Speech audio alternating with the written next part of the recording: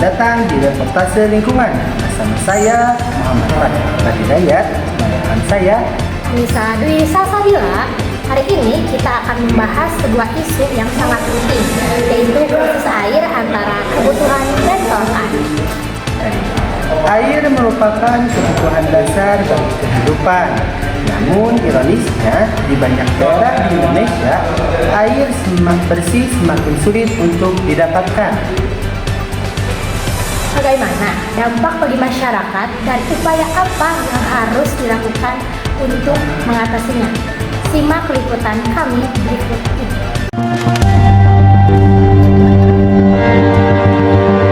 Kedatangan mobil tangki air dari BPBD di Dusun Bendusah, Desa Jatisari, Situbondo pada Rabu langsung diserbu warga sekitar dengan menggunakan jerigen. Aksi ini mereka lakukan lantaran sudah sebulan lebih mereka kesulitan air bersih.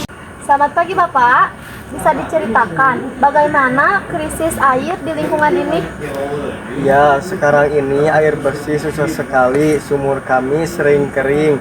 Kalaupun ada airnya warnanya keruh untuk minum. Kami harus beli galon setiap hari. Apa dampaknya bagi aktivitas sehari-hari? Dampaknya yaitu cuci baju, mandi, semua jadi sulit. Kami juga keluar biaya untuk membeli air.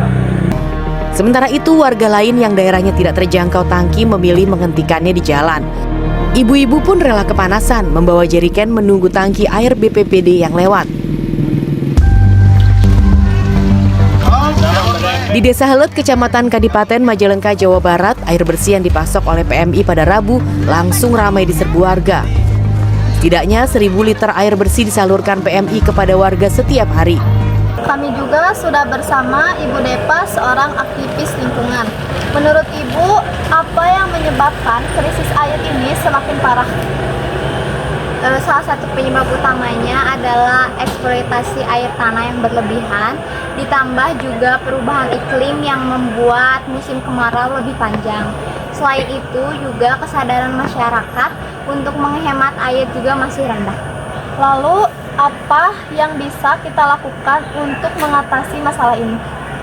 Ada beberapa langkah seperti konservasi air dengan menampung air hujan, terus juga mendaur ulang air, dan juga memanfaatkan teknologi filtrasi sederhana.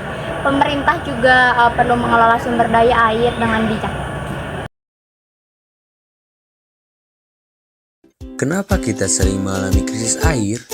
Padahal Indonesia adalah negara yang memiliki pasokan air yang banyak.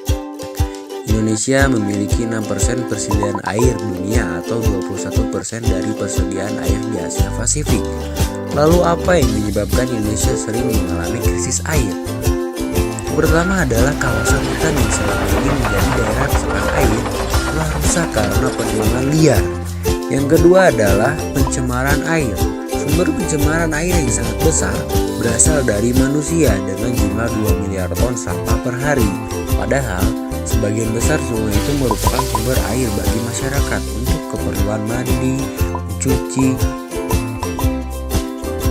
dan sumber baku minum air olahan PAM.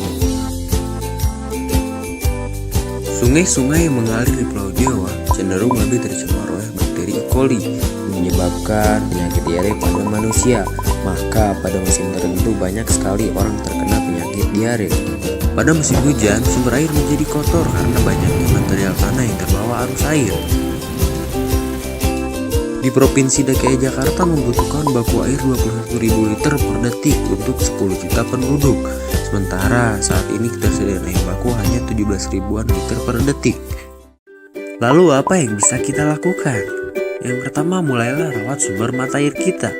Biasakan buanglah sampah pada tempatnya agar sampah tersebut dapat dikelola dengan baik. Yang kedua, lakukanlah gotong royong untuk membersihkan sungai. Seperti yang orang tahu, rakyat Indonesia itu suka akan gotong royong. Yang ketiga adalah penanaman kembali pohon untuk daerah resapan air. Langkah selanjutnya hemat air. Yang pertama, mandi dengan shower daripada gayung ataupun bathtub. Cuci peralatan makanan dan pakaian di air yang ditampung. Matikanlah keran setelah pemakaian. Gunakanlah air bekas mencuci beras untuk menyiram tanaman ataupun tumbuhan. Sudah sepantasnya kita menjaga keseimbangan lingkungan untuk keberlanjutan generasi di masa yang akan datang. Air kita, masa depan kita.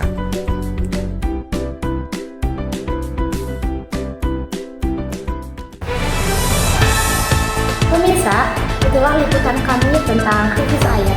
Persoalan ini sangat menyentuh kehidupan kita semua. Semoga informasi ini membuat kita lebih bijak dalam menggunakan air dan bersama-sama menjaga sumber yang ada. Saya Anissa Dwi Safamila dan rekan saya Muhammad Fadal Ahmad Hidayat pamit undur diri. sampai jumpa di reportase lingkungan berikutnya.